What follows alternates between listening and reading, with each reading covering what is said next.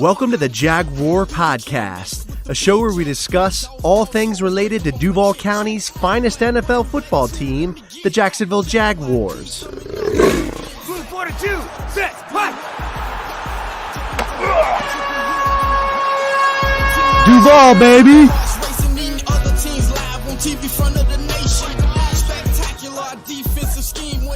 What's up, everybody? It's Andrew coming back at you with another episode of the Jaguar Podcast. In this episode, I have a discussion with returning guest and former IWFL player and NFL film analyst, LAURIE FITZPATRICK. LAURIE is a writer for USA Today and DraftWire. She also does a podcast. She's a co-host for the Believe in Jacksonville Jaguars podcast. She has a great YouTube channel called Ponytails Talking Pigskins Podcast. Make sure to subscribe to it. You can also follow her on Twitter. Her Twitter handle is @LAURIE FITZPATRICK. Here's my discussion with the great LAURIE FITZPATRICK.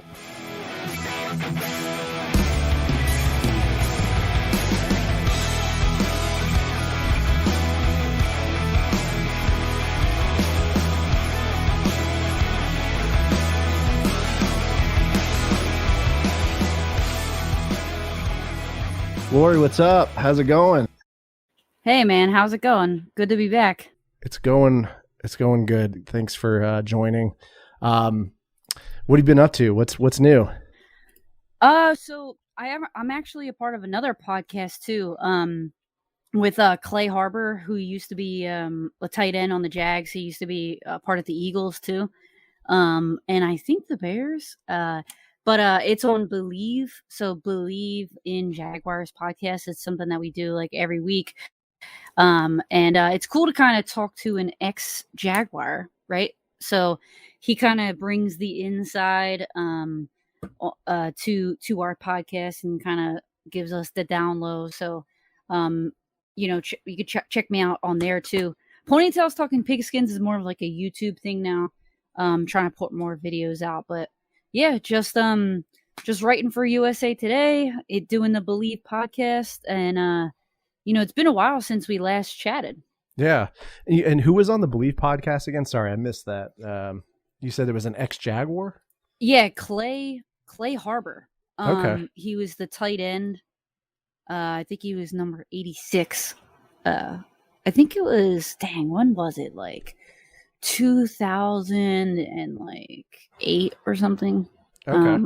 I'll have to like pull up his stats. But yeah, Clay Harbor. Okay, very cool, very cool. So yeah, it's been a long time since we spoke last, and Urban Meyer is no longer the coach anymore of the Jacksonville Jaguars. It was a dumpster fire. I remember, I put an episode out when he was hired, and I didn't think it was going to work out. Turned out to be true, but I mean, a lot of people said that as well. What are your thoughts on the Urban Meyer firing? Well, it was definitely needed. Are you a big like college football fan? Do you watch a lot of NCAA? Yeah, I'm a Florida fan. Okay, Yeah. So the Gators? Yeah. Okay, so I didn't really watch much college. I wasn't really knowledgeable of Urban Meyer's past, and that kind of came to like bite me in the ass, as you could say. Okay. Because I was defending him through everything. I was like, like he's a guy, and maybe it's not so bad, and like things happen, even though it was kind of like head coaches don't do this normally, but still I was like, let's give him a chance. Maybe because he's not used to the NFL. I was just so naive, and it was definitely something that was needed. I just wish I knew more about him prior to him getting the job. So like I didn't feel so dumb kind of defending him. But I guess a lot of us can feel this way right now. Yeah. So I guess I'm not alone, so it doesn't make me feel as bad. No. Same here. I mean, I gave him sort of, even though I was kind of skeptical, I gave him the benefit of the doubt. I was like, well, with some of the moves that he made, thinking about it hindsight 2020, right? Like the Tim Tebow move was ridiculous. It failed miserably. But I was like, maybe Urban knows something I don't, right? Like maybe he just knows something from his experience as a college coach, but it failed miserably. I wanted him gone like after week 4 when he didn't get on the plane.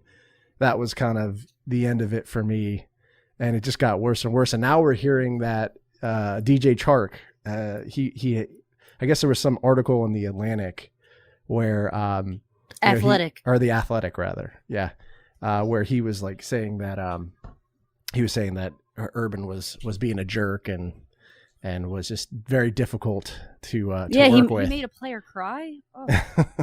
yeah, that's intense. But now we're picking up the pieces, right? With we got Doug Peterson, who I think is is obviously a good coach. Won a Super Bowl with the Eagles.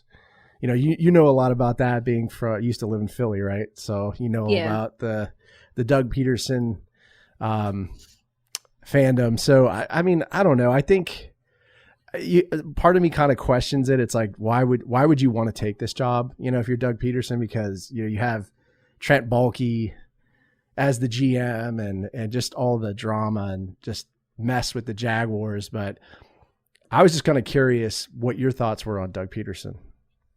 Well, kind of like touching on what you're questioning, right? Well, like, why would anyone want to take this job? Like, he hasn't been involved in Jacksonville as long as the fans have been. So he doesn't have that perception. He kind of sees Jacksonville as a place that, is deserving and has Trevor Lawrence. He's really the savior of the franchise. If it wasn't for Trevor, then Doug Peterson would not be here. So, but no, I think it's a great hire. I think it gives Doug a second chance because a lot of people in Philly didn't agree with letting him go. It was kind of like it was time to kind of set everything on fire. Yeah. It's like when Jacksonville had to let go of Tom Coughlin because it was like, I'm not comparing the two situations, but it's like after 2017 and you get that far and then the next year you do terrible, something has to happen. You have to, implode from the inside. And Jacksonville kind of did that by getting rid of everybody. The Eagles did that by getting rid of Doug Peterson. So, but it was questionable. So I think he deserves a second chance. He kind of had a year off to kind of take a step back. I think if he didn't take a year off and he kind of like went to another place and failed and then went to Jacksonville, it would be like, one last effort, which I don't think that's the case. I think with him, it's more like a rejuvenation type of deal. And, maybe I'm being really optimistic, which, but no, honestly, I just like him as a coach. He's a player's coach, kind of like Andy Reid is, where his players have his back and, really play for him and kind of play with their heart. For Urban, it was like, all right, we're going to trust this guy because he seems like, he's a college like coach phenomenon, kind of like he's been successful in all these colleges. And it's like Jacksonville was a young team, so they were like not in all of Urban, but like, all right, we can believe in him even though he's kind of an asshole. With Peterson, it's more like, dang, this guy's proven in the NFL and he knows what he's doing. A lot of players love him and like stand by him to this day. So I really love it, to be honest. Mostly, and not a lot of Jacksonville fans like Philly. I mean, who likes Philly besides people in Philly? But because I'm like from South Jersey and I grew up, like my whole family were Eagles fans, these two franchises kind of like fusing together in a way by Doug Peterson, it makes me feel so warm inside. Like it makes me really happy. And not a lot of people like that, especially in Jacksonville. They're like, who likes the Eagles? Nobody likes Philly. But to be honest, it makes me feel really good. because I think Jacksonville has been missing that heart that like players will come here for money, and they even say that now. But I think they deserve more of like players want to come here because of like they want to have a chance to win. And I think Jacksonville deserves to have that again. From the old Fred Taylor days and Keenan McCardell and all those guys. And I think it needs to kind of get back to that. I think Doug can kind of bring that to Jacksonville. Yeah, I think he's a good culture guy. I mean, like you said, players coach. I think he's going to instill a good system there. I mean, I think I just have some questions about how all the pieces kind of play together, especially with like James Robinson and him just not having that good second year with Urban and Urban kind of benching him and all that nonsense. So, I mean, I never really thought of Doug as being like a running, like him running, the Eagles is like a running team, right? So I don't know how like James Robinson kind of fits into that whole picture and ETN and like the style of offense they're going to run. That'll be interesting to see. I mean, how they use Trevor Lawrence, and are they going to run that West Coast style of offense, or I don't know. I don't know if you have any thoughts on that, but I'm just interested to see that, especially with the new free agent acquisitions. Hopefully they utilize James. That's what I hope. Yeah, man. Like if you know what you should do? Go back and watch that Super Bowl game. And he really goes with the hot hand, to be honest. Like when I think it was Jay Ajayi that was there, or LeGarrette Blount, those guys. He fed them the ball when they were doing well. And then he kind of took it away. And the only thing that I think fans are going to be maybe like upset about sometimes, or maybe the fourth down, going for it on fourth down, he is really aggressive. But that's having faith in your players. So the Jaguar fans have to have faith in their players too, and in their coach to not get so upset when he decides to do that. But yeah, he's going to definitely bring in a West Coast type of offense, an RPO type of thing. And I think that fits Trevor well, to be honest. I do like him outside the pocket though. Last year when he kind of rolled out. Yeah, the bootlegs, like the kind of bootlegs. And yeah, he can do that role. He's got that speed and he can throw well, while running. We definitely saw it in the Colts game. I mean, he made some amazing throws in that game. So I think, if they kind of utilize him with, like you said, the RPO, run those bootlegs and let him make those throws. We have NFL AZ Cardinals here in the chat saying Christian Kirk was another good pickup. He has room to grow. So, that being said, let's jump into the free agency acquisitions by the Jaguars. Tons of them. The biggest probably being Christian Kirk, like NFL Arizona Cardinals said. So he's given a huge deal. $72 million deal, $37 million fully guaranteed, $20 million signing bonus, and then I think he has like $3 million of incentives each year. This one I'm up in the air about. I think it has potential. Christian Kirk, I think he has a lot to prove, and I think I don't know if he's a number one guy. I mean, I just don't know yet. And I feel like with the Jaguars, they picked up a lot of journeyman kind of wide receivers. Kirk, I mean, and the wide receiver room is just so crowded too, right? Like, how does Laviska Shenault fit into this picture? Is he even going to be on the team, right? I mean, who knows? But I don't know. I don't know if Kirk is a number one guy. What are your thoughts? It's tough. I think the number one guy nowadays is a little is kind of like set in stone. Like he has to be lined up here. Like he has to be lined up, on the left side of the field, like in isolation. Sometimes that's like the Z. But like I think he's an X that can kind of move everywhere. And like the Cardinals guy is saying down here, I mean, I think he has a lot. Like, he has a lot to give, and still has a lot to prove. People forget how many wide receivers Arizona had. Yeah. Like, that was a full locker room of wide receivers, and he got 900 yards last year. And if you look at those yards over the last 4 years, he's trending up each time.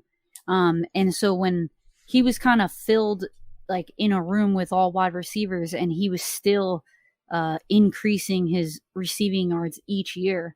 I mean, I think it's great. And I think he needs to have a chance to prove that he can be the number one guy.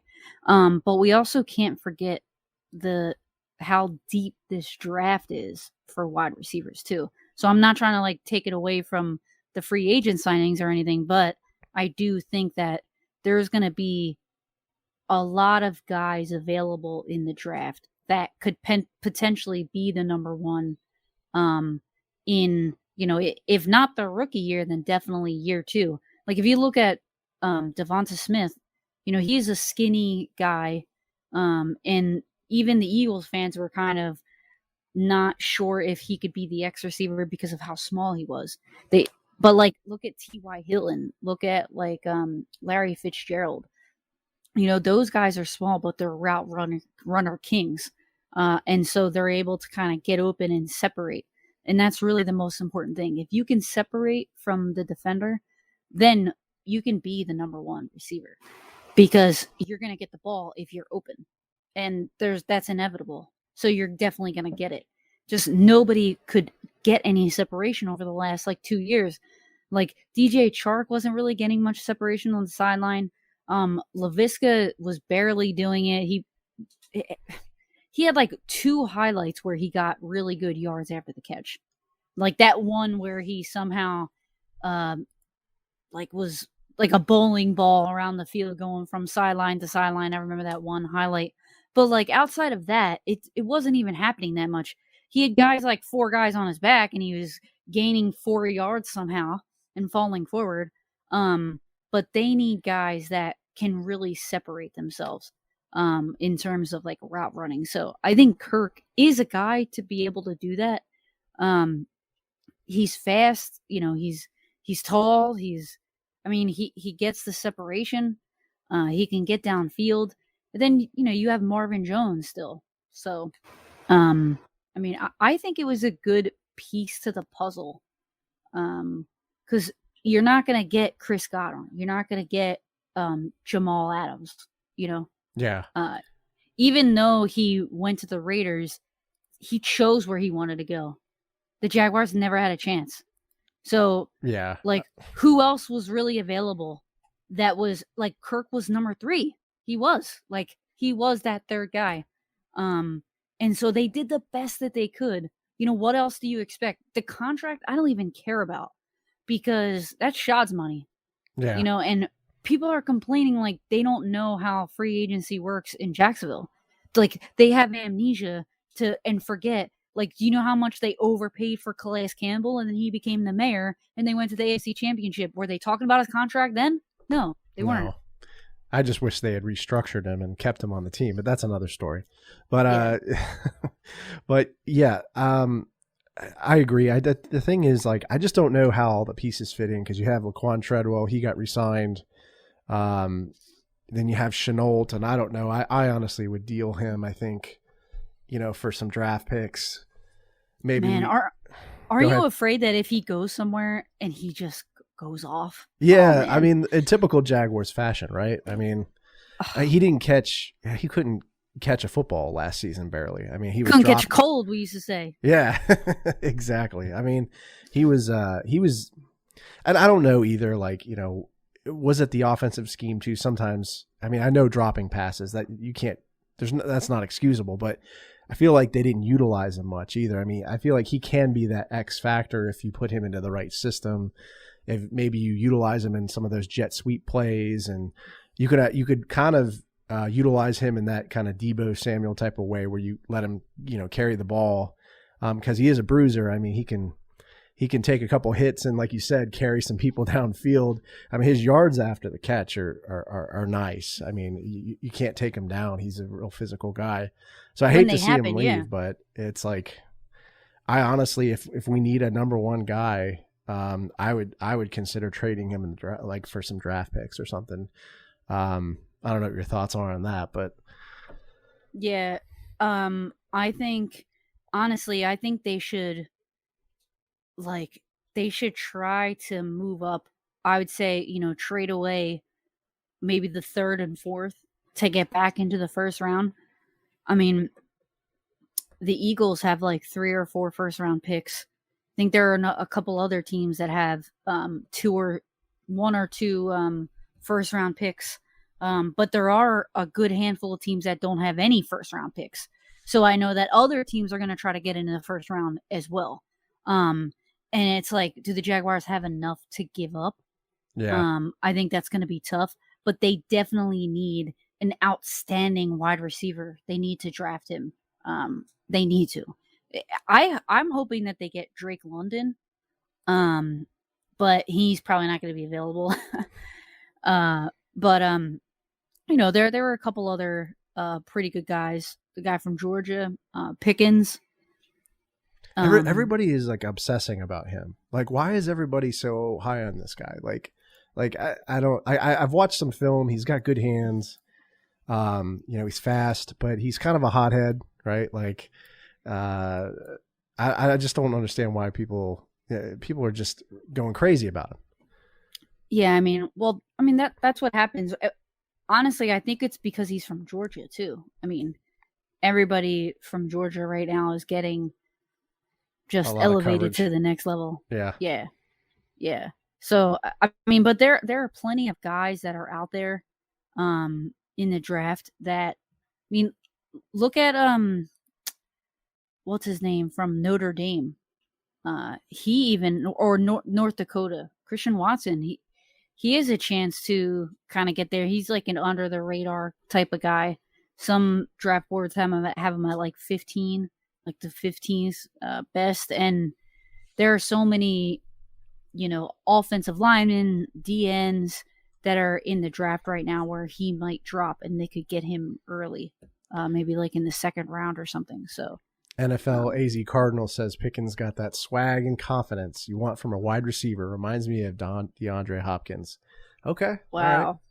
That's you're on board then, huh? Yeah, he seems like he's really on board. So I think, at wide receiver is a need, I think, for the number one guy, to fit in for Jacksonville. But I also think linebacker, that's going to be a need at the weak side because we lost, Miles Jack. Damian Wilson. Yeah, so I really like Damian. I really liked him a lot. Yeah. But, how would you feel about Rashad Evans? I don't mind him.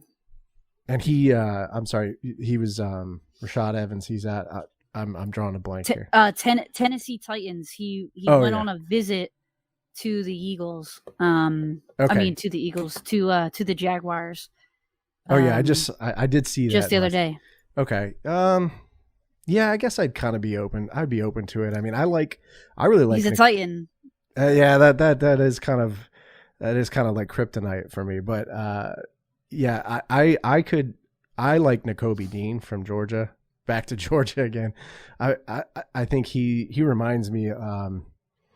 He reminds me a lot of like Miles Jack, kind of the plays that he made. He flies the ball.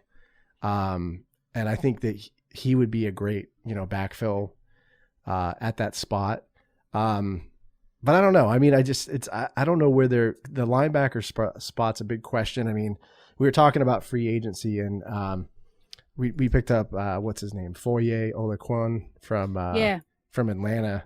So he's gonna be the Mike linebacker, but it's unknown who's going to be the weak side linebacker. I'd like to see Nakobe Dean in a Jaguars uniform because I think he would just tear it up. I think he'd be perfect in that spot. But the problem is they say he's going to go probably, in the first round around like between 10 and 15. So how do we swing that, right? If we have just number one and the 33rd pick. So We might have to make some trades. I don't know. Maybe we trade Chenault and Robinson.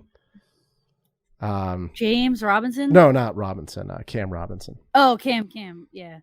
He maybe tag and trade for there's some other teams that need left tackles. So I don't know. I mean, we'll see. I don't know what you think about that, but no, I mean, I wouldn't mind it. Right now it's kind of crazy because you don't know which direction they're going to go.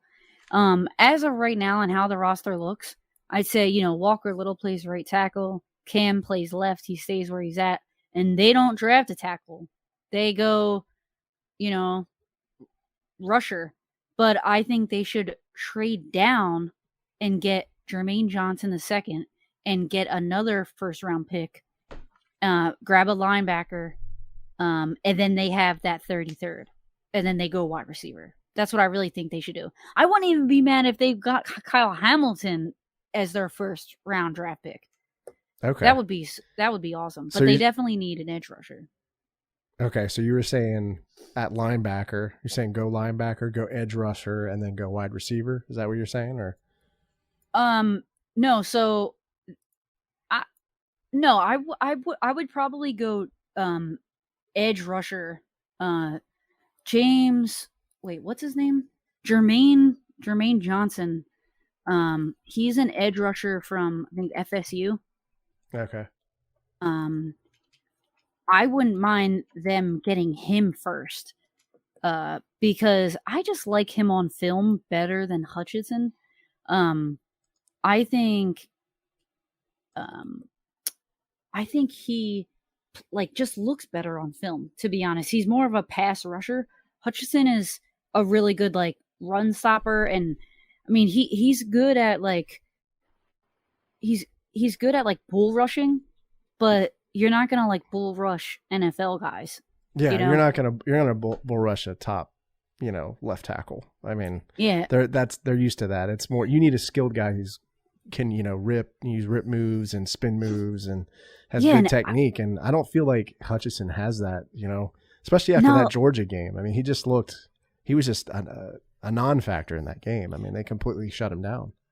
Yeah, I saw a couple plays where he was getting dominated by a tight end. Yeah, that's not good. And I was just like, how is this gonna work? So I don't know. I'd say unless they're gonna go offensive tackle, don't use that number 1.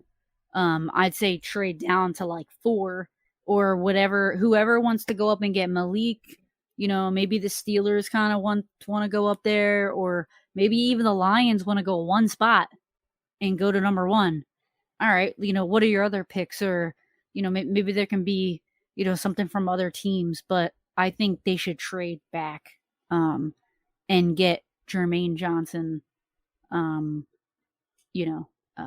obviously wouldn't be mad about the tackle, but I just think they should get a more dominant edge rusher. I just don't know if Hutchinson is it, Yeah. I mean, I like Evan Neal.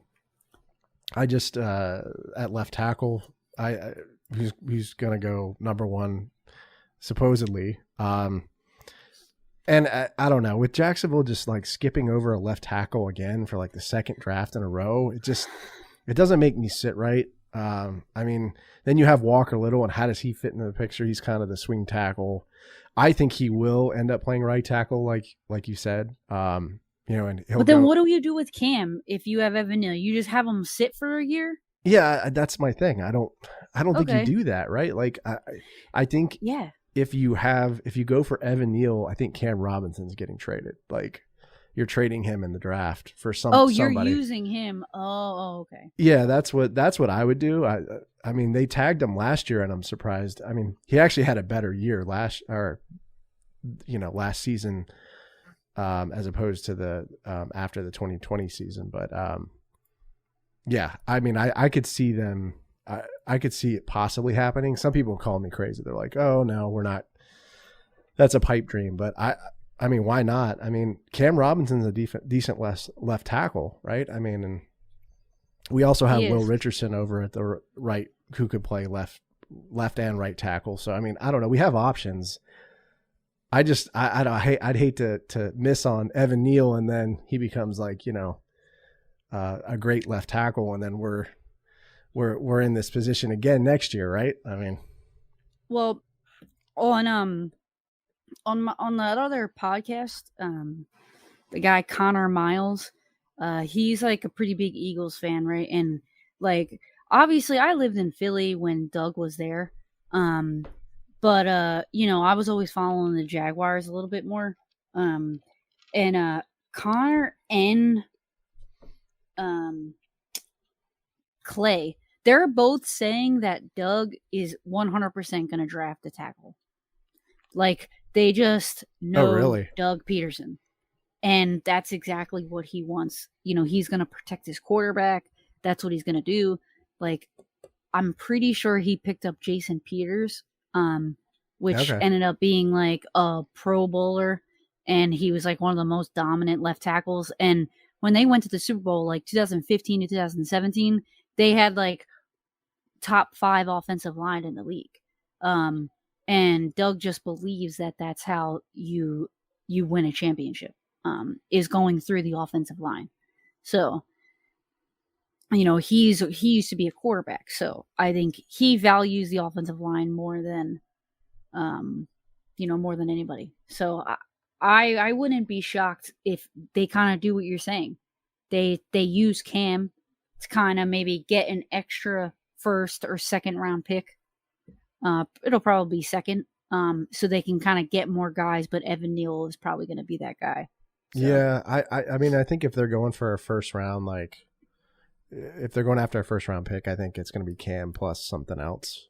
But we'll see what happens. NFL AZ Cardinals. What are your thoughts on Etienne and Robinson together? Could it be a double-headed monster?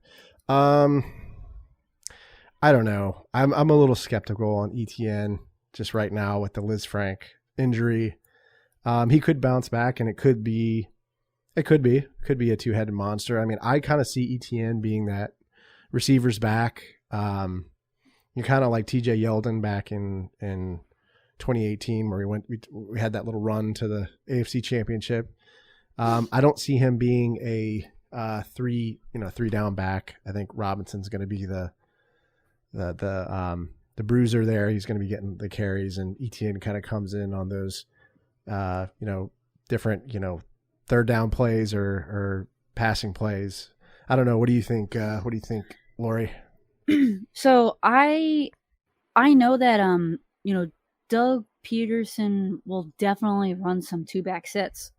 They'll have James Robinson as like a 3-down back, and you'll have Etienne run a flat, fake screen to Etienne and throw it to Dan Arnold or Evan Ingram up the seam. Yeah. So like that's definitely 22 personnel, 2 backs, 2 tight ends, 1 receiver out wide, Marvin Jones or Christian Kirk, to kind of be that outside guy to kind of spread the defense a little bit. And I could see, a fake handoff to the middle. Because they did that with Darren Sproles. Darren Sproles from the Saints, he was on the Eagles. They had him and another back in the backfield. The 2-back set, each guy runs out, fake screen one way, fake screen the other way, and then they throw it up to the tight end up the seam. So that's definitely something that they did. I think even in the Super Bowl too. They used like Zach Ertz a lot for that. So I mean, I could see them two working together. I think it would be cool. I think Etienne deserves a shot. I wasn't super happy with the pick last year when they did that. Me neither. I was totally shocked. I was just like, I was in like a live stream with like Mina Kimes. It was like one of the most awesome moments of my life. And I was freaking pissed. I was like, I was so mad. So I was just, and they were like, how do you feel? And they like switched to me and I was just like, what are they doing? Yeah. I was shocked too, because I was like, we need a left tackle. We need a lot of things, but I was not thinking we would be drafting a running back in the first round, didn't we? And then, that happening right after, we cut Leonard Fournette which didn't really sit right with me. But, back to what you were saying about ETN, I mean, I could see that, I don't know if you remember when DiFilippo was here as our offensive coordinator, you saw Fournette getting a lot of like targets, out in the flats and being that receivers type back, right? Like he had like 500 yards in receiving that year. I saw him, there were even plays where he was lining up in the slot, and I can totally see that with ETN. Like, well, and DiFilippo was the offensive coordinator in the Super Bowl with Doug Peterson. Yeah, exactly. So that's definitely going to happen. Like, yeah, he kind of took, like, all you have to do is, I know that the Super Bowl was won with Nick Foles, but if you go through the season and watch Carson Wentz, I'm not saying him and Trevor Lawrence are like similar players, but they both use their legs, and they can use their legs. Wentz kind of scrambles a little bit more, like he's like on crack or something, but I mean, you could kind of see how Doug used him in that RPO, in those bootlegs, him running outside the pocket, like evading defenders, and where was his running backs? They were running out wide, kind of waiting for that check down. So if anybody has the time, watch that season. I think Carson Wentz went 11-4 or 11-3 or something, and then Nick Foles came in to kind of take over. But during that season, yeah, they were running those running backs in the flat and stuff. And so I think there's a good chance that Doug kind of took a little bit of what DiFilippo was doing at that time, and I think there's going to be a little bit of a conversion there. I could totally see that. Okay. And then, we're jumping around a little bit here, but you had mentioned Evan Ingram, tight end that we acquired from the Giants. And I just wanted to kind of pick your brain on the, the tight ends, like, how do you see Ingram?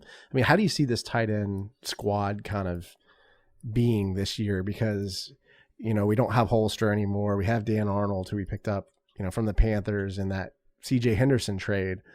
But, we really didn't. I thought we were going to try to go after Ertz maybe, since the Doug Peterson Ertz relationship. Yeah. That didn't happen, and then we got Ingram. I don't know. To me, it's kind of still a journeyman kind of tight end room. But I was curious, what your thoughts were on the tight end group. Well, I mean, it's all up to Evan Ingram, I think. The best thing that he could have done was what he said in the press conference, that he only wanted a 1-year deal, and that was so he could prove himself to then get a long deal, or a long-term deal, in the future. And that just made me feel really good, in terms of this guy catching the ball, because there was actually a couple games where, I think there was one game, I don't know if it was against the Saints or if it was actually against the Eagles, where the pass hit his hands, it bounced off his hands, got intercepted, and the other team got a pick six to win the game. Oh, because of his drop. And so it was just this guy, so I think him wanting to prove himself is a really big deal. Instead of him just saying all right, I'm just gonna, kind of ride this wave. I'm in the country club. I'm in Jacksonville. They paid me this money and I'm just gonna chill. No, I think he really wants to prove that he has what it takes. And that's the best thing he could have done. And he's going to be more of the receiver tight end. I really do like Dan Arnold though, too. I sneakily liked him a lot last year. I think he did pretty well. They'll probably go after someone. But I'm not sure. I think it's all up to Evan Ingram, how he kind of does, in this system. Maybe he'll be I think, he'll be the starter. Him and Dan Arnold as that 1-2 package. Yeah. That 12 personnel, both of them on each side of the line. Maybe Ingram in the slot at sometimes. Yeah. At points. But yeah, he's going to be that pass catching tight end, just Zach Ertz was. I think a lot of people wanted a better guy, like Zachary, like you're saying, but he wasn't gonna move. Yeah. Like Cardinals is saying down there. Yeah. I mean, he's trying to chill right now. And Doug EP is a factor, but he'll have to work like twice as hard. And I think AZ Cardinals is kind of right. He probably wants to chill, probably right out his career. He doesn't want to have to like start over and be the contributing factor to a team winning. Maybe he's just trying to, get his money. Yeah. Ertz is getting up there in age, too. So I think he's probably looking to, chill out. And like you said, not having to go in and be the lead guy and have to compete as well with a bunch of other tight ends. I mean, it's an interesting tight end room. I mean, Luke Farrell, a guy we drafted at Ohio State, I don't know where he fits in this whole picture either. I mean, maybe he'll just be a blocking tight end. I don't know, or that kind of situation. We didn't see much from him last year, so we'll see what happens. But I just wish we had. I don't know. I wish we had upgraded a little bit there. Maybe got that number one tight end. I mean, who knows? Yeah. Maybe Ingram steps up, like you said, and he's that guy who gets an extension after next season. But maybe we go to the draft. Do you see any potential targets in the draft at tight end? Or I mean, that room is not really. It's not too deep, and so you'll probably just like I think there's like one guy like Thornton or somebody. I'm not even like remembering his name. But no, I mean, there's not a ton of options.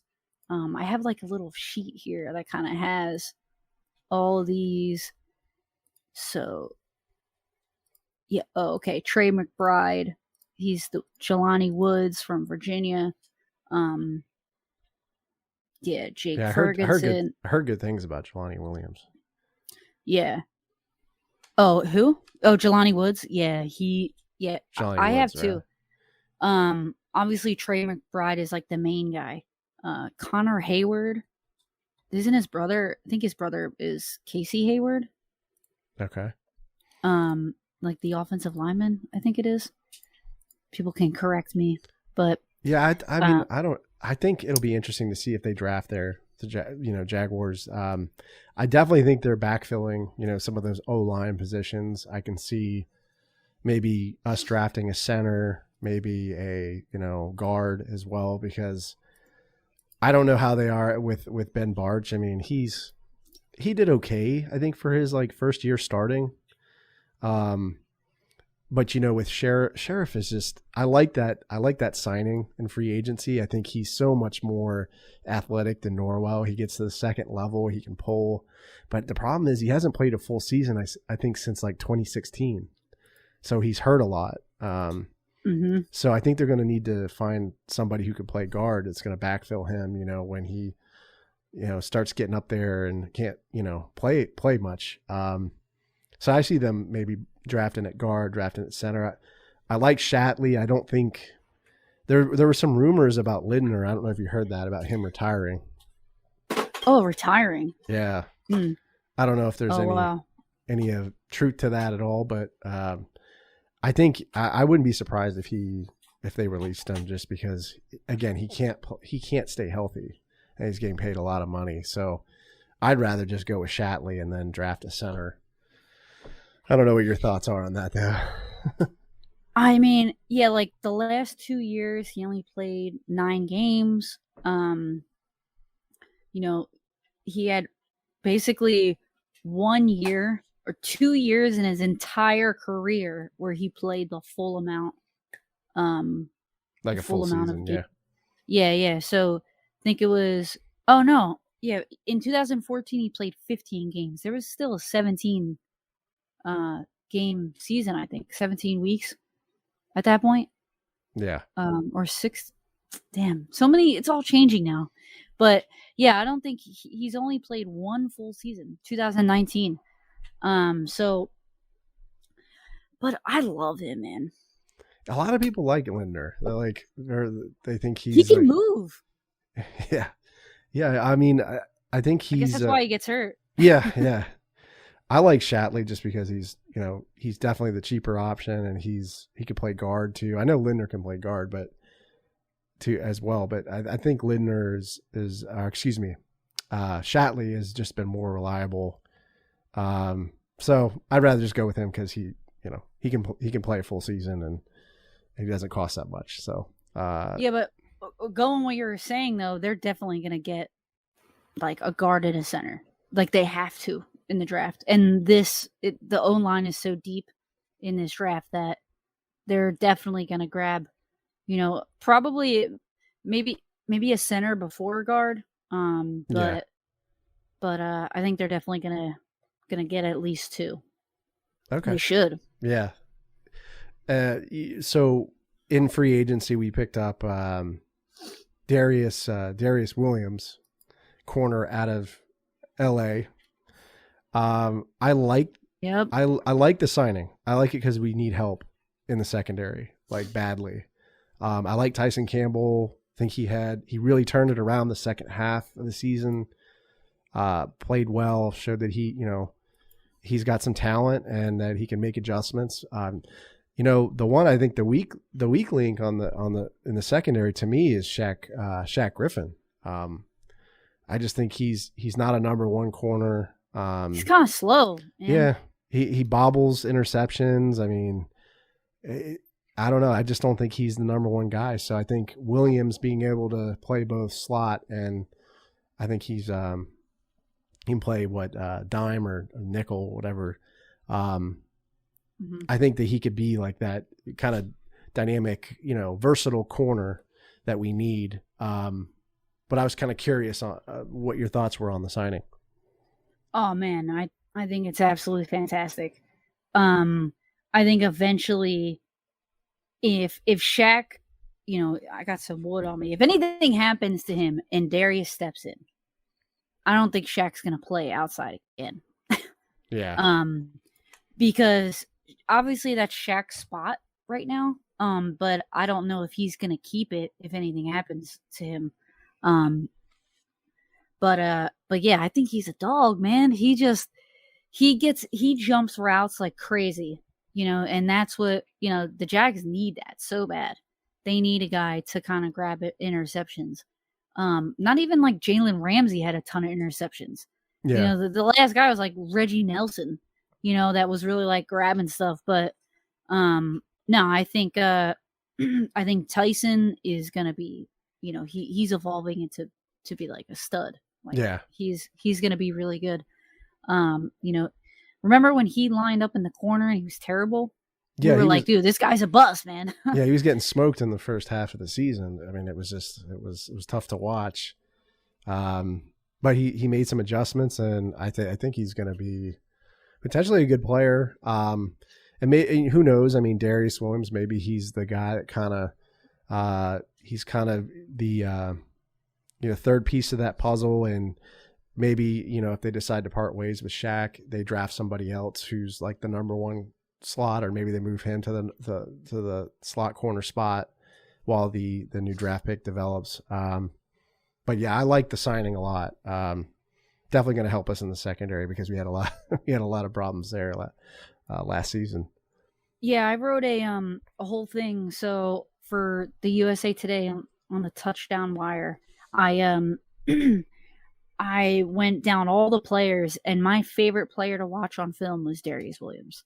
I posted a couple clips in the article of just like him jumping routes, him just like coming out of nowhere, and you think it's a sure touchdown catch, and he gets it. There is this one where he like stretches all the way out in the corner of the end zone and like grabs this pass.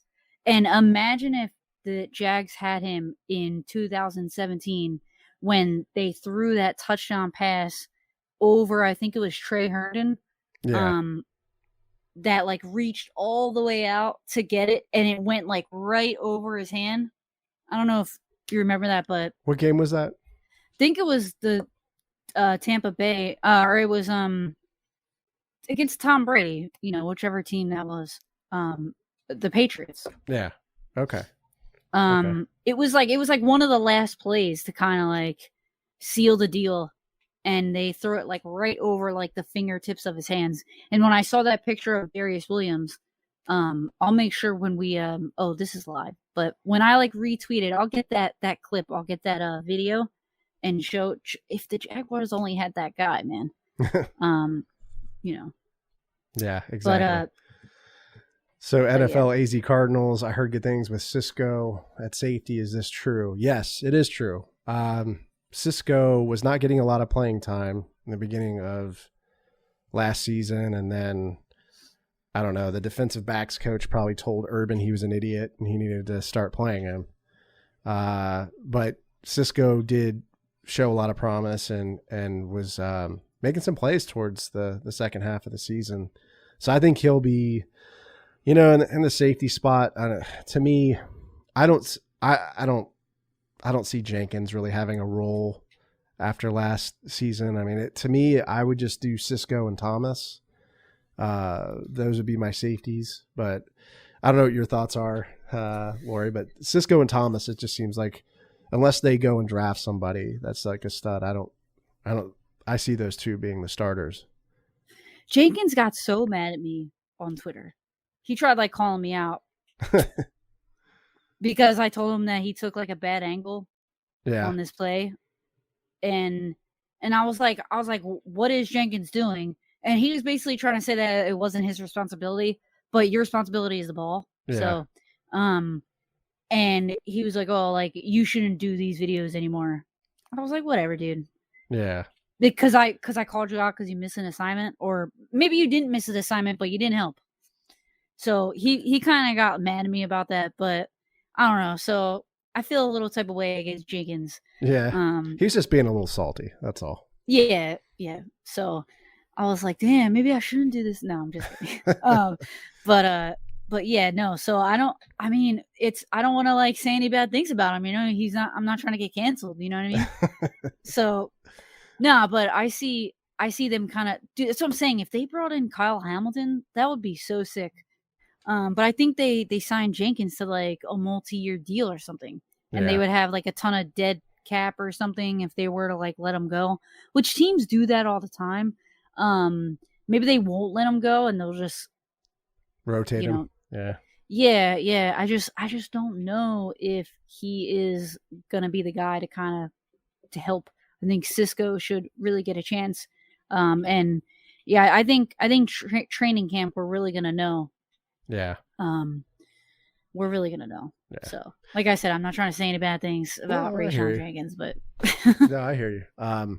So you know, we were talking a lot about free agency. You know, I'm kind of curious what your overall grade is. Mine for free agency is a B-. What's yours? I'm going to go with a solid B. Okay. And that's because free agents have a choice, you know? I think, like, yeah, they could go after guys and offer them all of this. They can offer them houses, you know, but they have a choice to take it or not. So I think they kind of I think they may have done the best that they could. There were some trades that went down that were a little like, dang, what are these guys doing? Like, I think, who was it that got traded for like a third round pick? I think it was like one of the tackles. But you know, you never know what their plan is. Maybe their plan is to go, you know, with Evan Neal, and they don't need to get a tackle in free agency. So I'm going to give him a B because I'm going to give him the benefit of the doubt. I like the Foye signing a lot. I think he's really, really good. I wasn't like a huge Miles Jack fan, and I say that on like every single podcast because I want people to know. I don't know. There's just something about him where he tackles so high.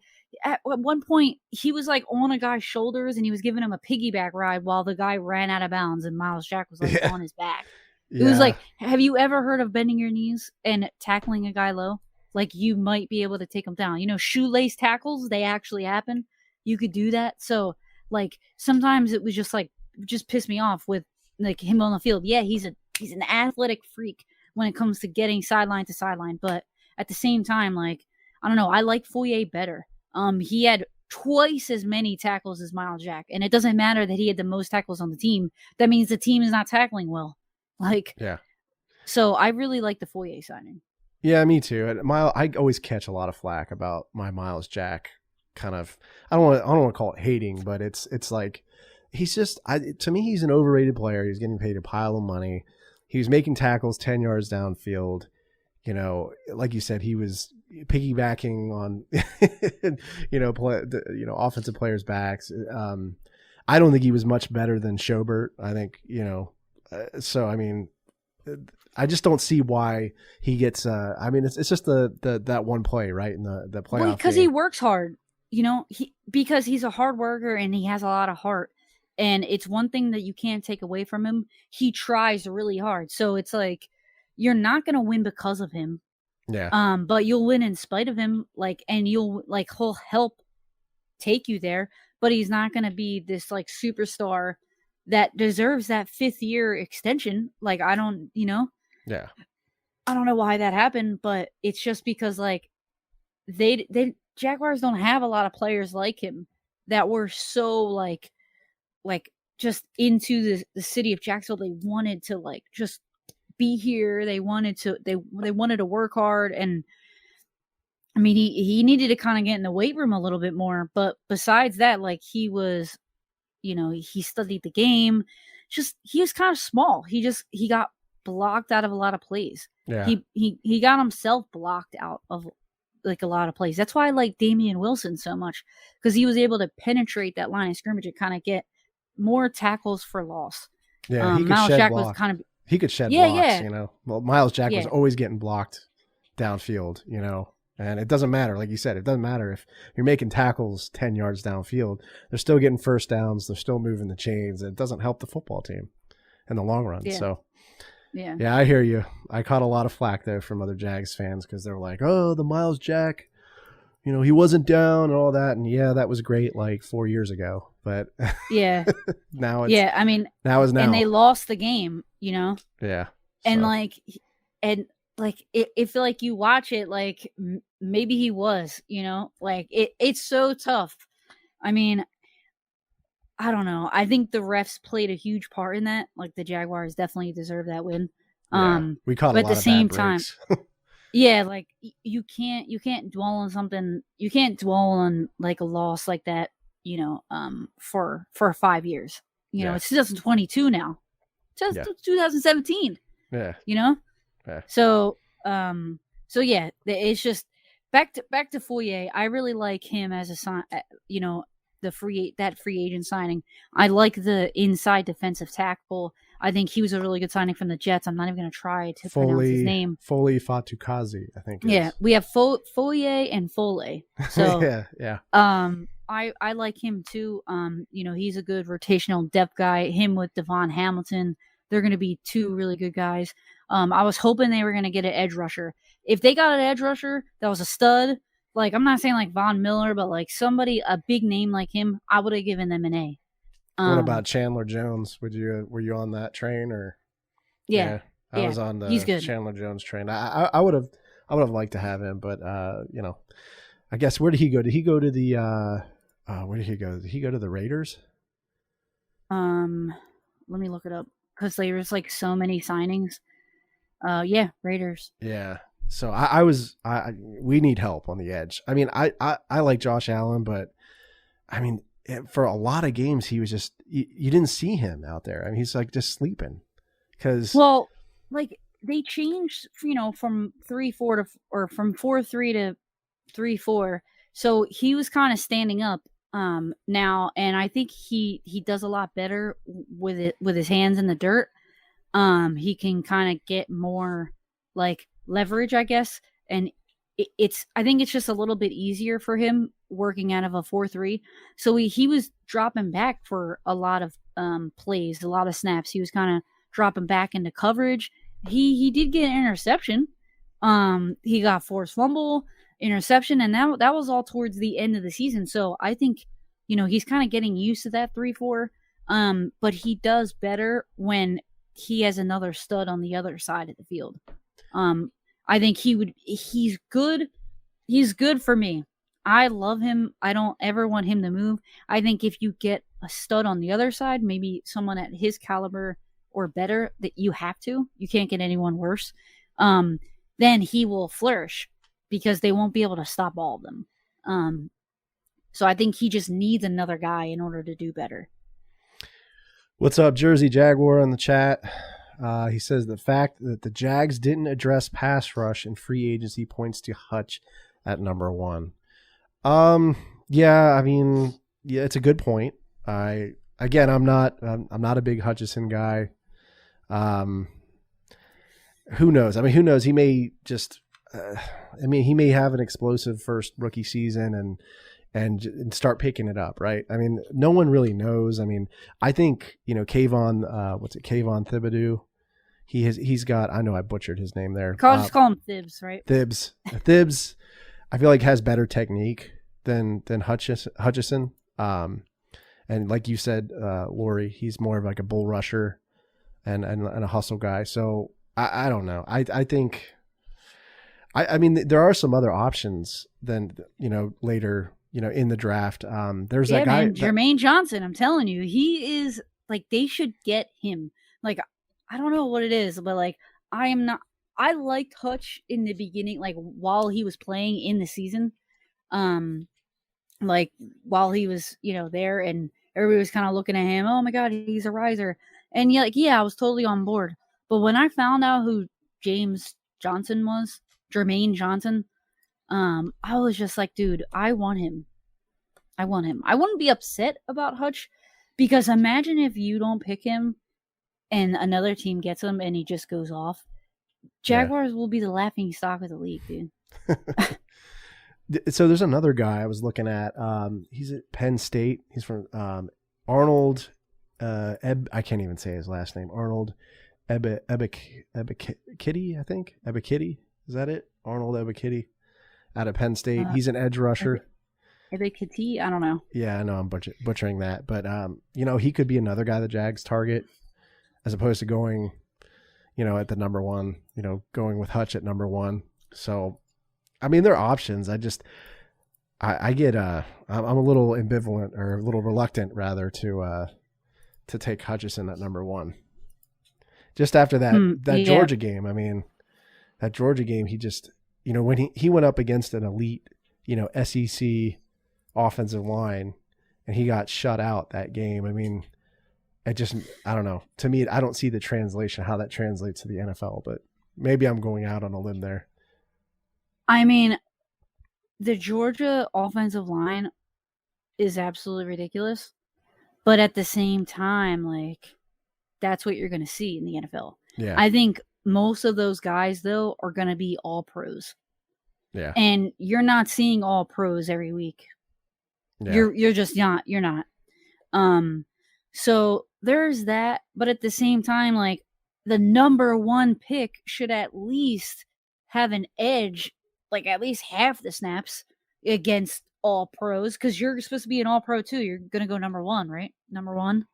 You should be able to at least compete. And you're right. He was just shut out. And I was watching a game against like their last couple games against Penn State, and that's when he got like blocked really bad by a tight end, and it just looked so easy. Yeah. So just like, maybe I'm like, this is only like my first or second year where I'm really diving deep into draft picks, and I'm really getting a chance to see the guys that I was watching 2 years ago and how they develop in the NFL, in terms of like the difference between what you see on like draft night compared to, how they elevate their game. And so like, I'm hoping that I'm not wrong about Hutchinson, but like, I think I'm kind of seeing what a lot of other people are seeing, that like, he's not dominating. And so everything else is kind of like, well, how much better can you get if you're not dominating now? Like, oh, you can get in the weight room and suddenly be better. Like, maybe that is the case. So that's what scares me, Yeah. No, I hear you. And it's like, I just don't want Hutchinson to be like another Caleb on Chason, right? Like, Chason was kind of hyped up. Or our boy Tavin. Yeah, or Taven Bryan, right? Like, I mean, yeah, So, you know, we'll see what happens there, but I hear you. I'm just very hesitant to draft him at number 1. NFL AZ Cardinals says DL defensive end sounds like a bit of a reach for the first pick of the draft. Well, yeah, I agree. And Laurie had made a great point there with Doug Peterson and going for offensive linemen. What's it, Clay from the Leave podcast said, right? Doug will go with a lineman likely. So I hope that's the case. I hope we protect Trevor. We have Andrew Mandarakis. I hope I didn't pronounce that wrong. They need to protect their quarterback, and I agree. That is a great point, and hopefully we find somebody in the draft, or I don't know if we go with Cam. Hopefully he has a good year. But man, I mean, let him sit for, let Evan Neal sit for maybe a year, kind of learn, but that's terrible. You really want to throw him in there, but they did make a great point. Clay Harbor said that Doug actually had, I don't know if it was Jason Peters, they've actually put him on the right side of the line for a year, and then when their left tackle kind of he went on to either retire or move, they actually moved him to the left side. So it's something that you don't want to do, because it's like writing with your left hand and then switching to your right hand. Yeah. It's not easy. Like your first instincts, you kind of go like that when you're the left tackle, as opposed to go like that when you're a right tackle. But if you're good enough, maybe you'll do what it takes. I know Walker Little said that he will. His dad said that on Twitter. Yeah, his dad was like, "Yeah, we'll play anywhere. He's the best, but we'll play anywhere." Like, I love that. Yeah, I mean, it's not impossible. I got into kind of a debate with Ship over this, John Shipley. Yeah. About how hard is it for a left tackle to move to right side and vice versa. And I mean, it's hard. It's not impossible. Yeah. A lot of tackles have done it. I mean, Penei Sewell, he did it. Orlando Brown Jr. has done it. I mean, they're and I'm sure there's more I'm missing there, but it's not impossible. So, I mean, if that has to happen, I'm sure it'll be feasible. But well, Laurie, I think we're kind of nearing time to wrap up, but I appreciate you having you on the show and the insight, especially on the draft, because I haven't gotten a lot of time to dive deep into the draft. So it was awesome hearing, your insight on it, and some really great stuff there as well. Yeah. Thanks, man, for having me. We should kind of eliminate the amount of time the next time I'm on. Cause yeah, I like to talk football. So yeah. Awesome. And do you have anything else going on? Any new podcasts you're going to put out, or anything kind of going on in your world? Well, I mean, I'm writing a lot for the NFL Touchdown Wire on USA Today. So, I'm trying to pump out as many articles as I can. I'm doing free agency right now, but I'm going to put out a mock draft soon, within the next week or so. So I'm definitely going to do that. I'm going to put out a couple more videos on my YouTube channel. But yeah, mostly the USA Today stuff. And definitely, after you listen to, Jaguar, definitely pull us up on Believe. We're on Apple Podcasts and everything else. And, it's really cool to kind of listen to an ex-player. So yeah, right after your podcast, listen to Believe, and, that's where you can find me too. We're on every week. So. All right. So check Laurie out on those channels there, Believe Podcast, and then USA Today, right? And then Draft Wire as well, doing articles there. All right. Well, we have some comments here. Andrew said, great, Andrew Matarakis, great job, guys. Thank you, Andrew. Thanks for joining the stream. NFL, AZ Cardinals, Jags are my AFC team. Go Jags. Thanks, man. Appreciate it. And Jersey Jaguar, Duval. Awesome. Well, hey, we're going to wrap it up, guys. Thanks for tuning in, and check out the Jaguar podcast on Apple Podcast and everywhere you get podcasts, as well as my YouTube channel. Subscribe if you like the content. Appreciate your support, and we will see you guys later. Let me get that. JYD coming up with the big sack. Quarterbacks beware, we on the prowl. Game day night, you could hear it in our growl. Intimidation. Determination on to keep their hearts racing. Eating other teams live on TV front of the nation. Spectacular defensive scheme. This episode is available on the Jaguar Podcast YouTube channel, so if you stop by, make sure to subscribe and give this video a like. Also, these episodes are available on iTunes, Podbean, Spotify, SoundCloud, Stitcher, and other major podcast distributors as well. So if you don't mind, please leave me a review and some feedback. I'd really appreciate that. If you'd like to connect with me on social media, my Twitter handle is @JagWarPodcast. I'm also on Facebook and Instagram. This is Andrew signing off. Cheers.